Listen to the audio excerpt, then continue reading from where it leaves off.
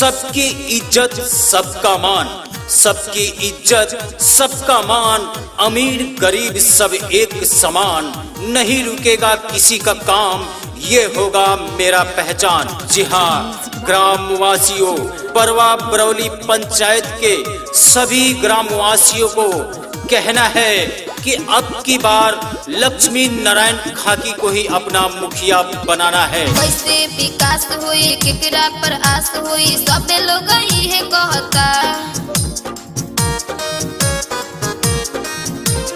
कैसे विकास हुई केकरा पर आस हुई सब लोग ये कहता।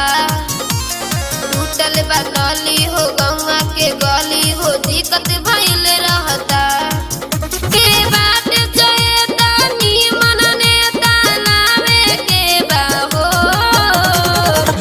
विजयी के माला पहिनावे के बाहो चाची, बीकन देवी के मुखिया बनावे के बाहो चाची, विजयी के माला पहिरावे के बाहो चाची, लक्ष्मी नारायण के मुखिया बनावे के बाहो। यह केवल डमी है।